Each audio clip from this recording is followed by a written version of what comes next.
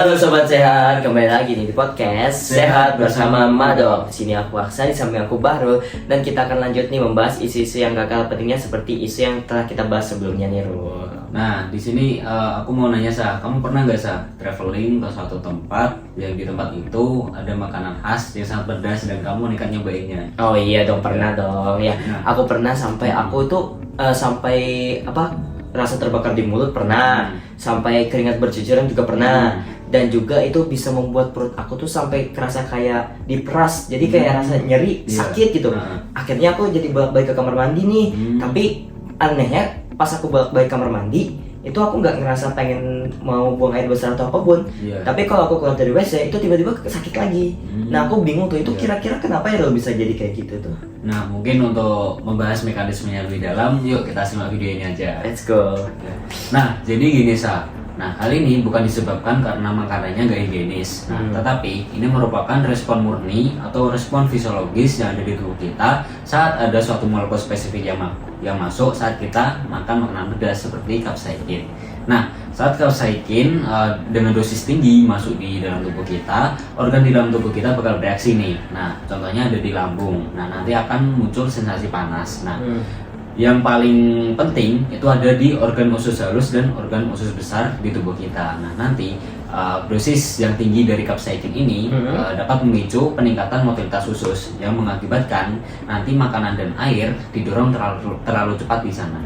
Nah, jadi selanjutnya kalau kita ulik lebih dalam nih, di dinding usus kita itu ada suatu sistem saraf yang sangat cukup penting nih, Rol. Namanya adalah enteric nervous system. Nah, ini sistem sarafnya ini yang sangat kompleks ini itu terletak pada lapisan submukosa, di mana fungsi utamanya adalah pengendali kontraksi otot polos di dinding saluran pencernaan dan juga mengatur sekresi kelenjar pencernaan nih, guys.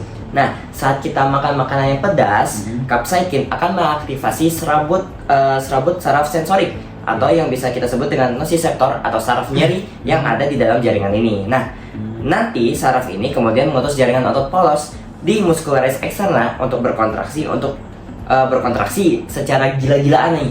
Nah, inilah yang akan kita rasakan atau biasanya kalau orang rasain tuh kayak aduh sembelit perut nih, aduh sakit perut nih.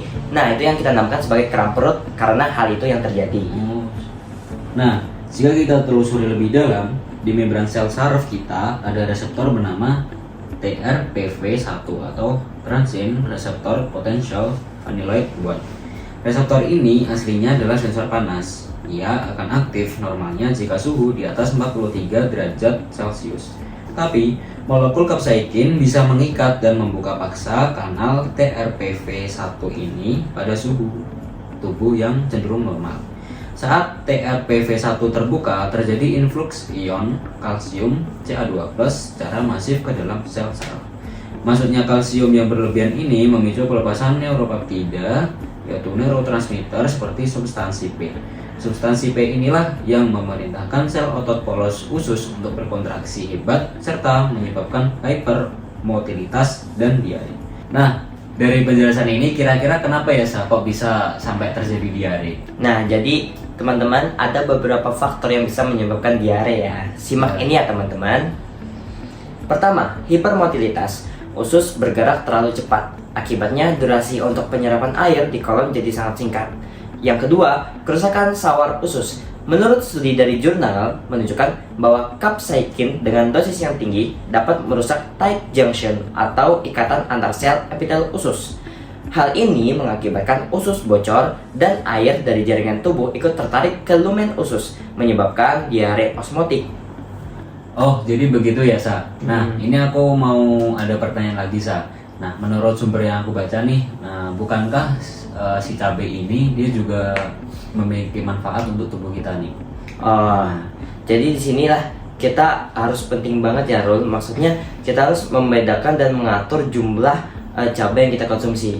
Nah, seperti yang aku jelasin tadi, efek buruk dari cabai yang udah aku jelasin itu tadi terjadi ketika kita mengkonsumsinya dengan dosis yang tinggi dan juga akut.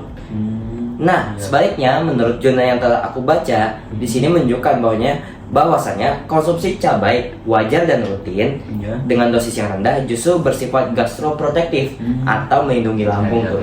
Oh, jadi begitu ya, Sa. Ya. Jadi kesimpulannya itu bagaimana cara kita mengonsumsi cabai ini sendiri. Nah, di sini aku juga pernah baca nih, Sa, bahwa konsumsi rutin cabai capsaicin dapat memodulasi mikrobiota yang ada di usus kita. Nah, ia bisa menekan bakteri proinflamasi dan menyuburkan bakteri baik penghasil butirat atau SCFA. Nah, butirat ini justru penting untuk sumber makanan sel epitel yang ada di usus dan memperkuat tight junction yang ada di usus kita juga. Nah, jadi efeknya itu berkebalikan saat kita mengonsumsinya dengan dosis tinggi berarti. Iya, itu benar sekali. Nah, jadi teman-teman, sensasi terbakar dan diare saat kita mengonsumsi makanan pedas, saat kita traveling atau jalan-jalan itu merupakan respon fisiologis normal yang ada di tubuh kita akibat aktivasi berlebihan dari reseptor TRPV1 oleh capsaicin dengan dosis tinggi. Namun sebaliknya, saat dosisnya rendah dan akut, capsaicin ini justru menyehatkan sistem pencernaan yang ada di tubuh kita dengan interaksinya dengan mikrobiota yang ada di usus kita. Nah, kuncinya di sini adalah dosis dan adaptasi. Nah, perhatikan banget ya teman-teman. Jadi kalian boleh makanan yang pedas-pedas, tapi jangan berlebihan. Perhatikan dosis dan juga adaptasi tubuh kalian apakah bisa menahan rasa pedas tersebut. Baik lagi, jangan terlalu tinggi ya. Kalau mau makan pedas-pedas tuh jangan sampai terlalu pedas. Kalau kalian beli mie gacoan jangan sampai level 5 ke atas ya. Cukup level 1, level 2 aja juga cukup untuk menjaga kondisi perut kalian tetap terasa nyaman. Oke? Nah, mungkin cukup sampai sini dulu aja ya, Rul. Ya. Kita akan lanjut ke bagian selanjutnya. Ya. Oke? Terima kasih telah menonton dan sampai jumpa di podcast Sehat Bersama Madok. Sampai jumpa teman-teman.